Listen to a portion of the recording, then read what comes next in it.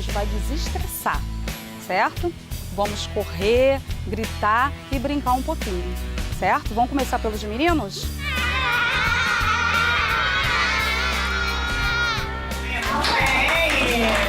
Vale palma, gente. Com uma palavrinha que vocês estavam trocando só a primeira letra, vocês conseguiram achar outras palavras? Sim. Quais foram as palavras que apareceram? Vaca, vila e mala. Quem é a autora do livro? Isso, e é a pessoa que?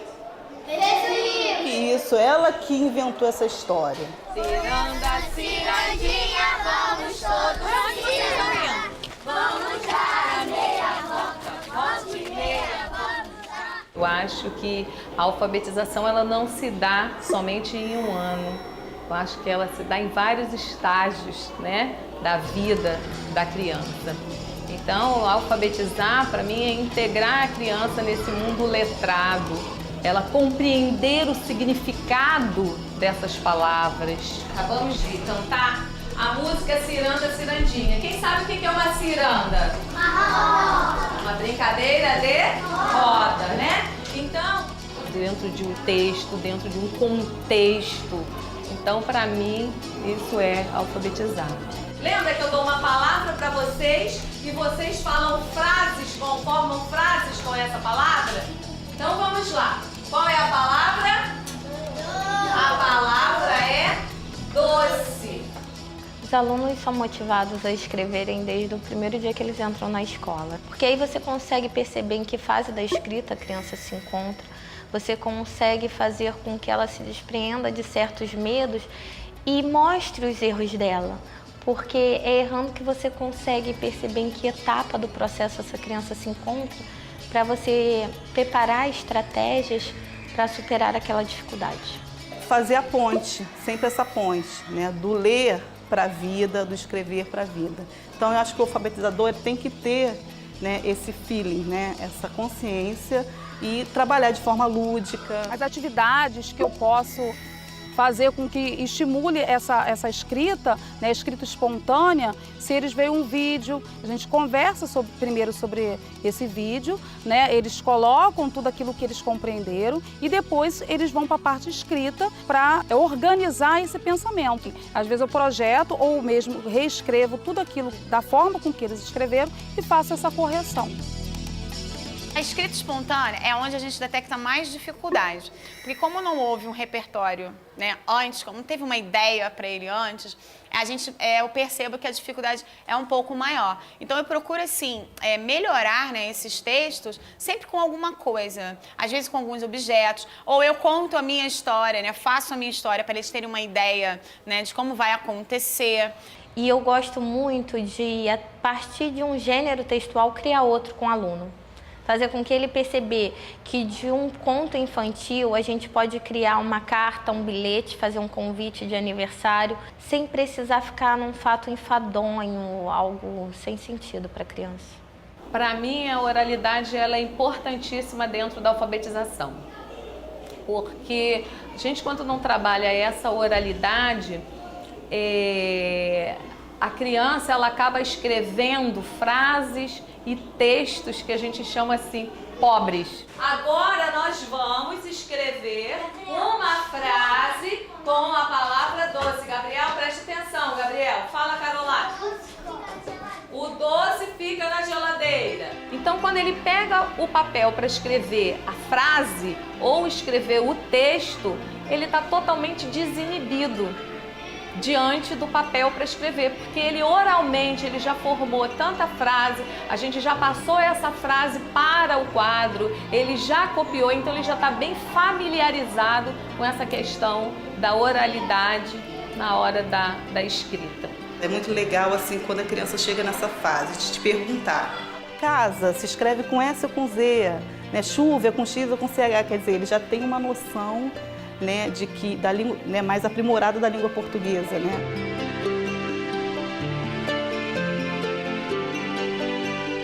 E eu acho muito legal quando a criança chega a esse ponto, ela já está mostrando interesse e já chegou a um nível, né, de conhecimento, né, maior da língua. Quando a gente vai trabalhar a escrita, ela precisa saber que a escrita ela tem esse valor social, que se escreve para alguém ler em algum sentido. Então, assim, por mais que você crie uma situação imaginária, essa situação tem que parecer real para o aluno, tem que fazer sentido naquilo ali que ele vai escrever. Eles fazem muita cartinha um para os outros, fazem cartinhas para a direção, fazem cartinhas para mim, né? Eles adoram fazer esse tipo de atividade, mas espontâneo, é deles mesmos.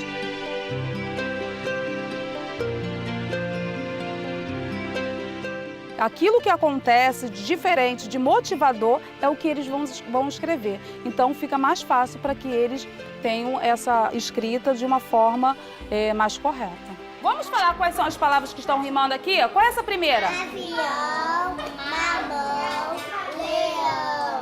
Nós temos que fazer o jogo com as palavras, mostrando que tirando uma letra você constitui outras palavras. A gente vai mudar a palavrinha do vaca para ver quais são as outras palavrinhas que a gente pode formar. Fazendo com que ele perceba foneticamente aquele som e aquela sílaba.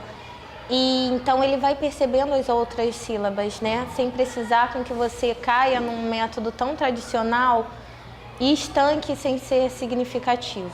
A velocidade, o ritmo com que cada um aprenda, para mim não é o importante, eu quero que aprenda, né? E eu acredito assim, que cada um deles tem condições, tem a capacidade de aprender. Agora é tudo meu, toda banana, toda cocada, a pipoca, o bolo. Realmente é uma importância muito grande desse processo de alfabetização. Ele ser muito bem feito para que a criança consiga dominar muito bem a leitura e a escrita, porque isso é pro resto da vida. Agora diga pra mim quantas sílabas tem a palavra doce?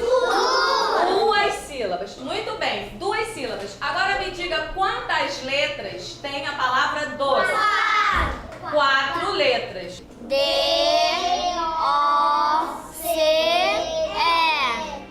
Cada pessoa, cada aluno que aparece para mim com uma dificuldade diferente e que eu consigo perceber ele na sua identidade, com uma história de vida muitas vezes complicada, sem apoio, isso se torna um referencial para mim, um motivo a mais para eu estar buscando novos conhecimentos, porque eu sempre quero fazer a diferença na vida do meu aluno. Hoje é dia da gente fazer a troca do livro da onde?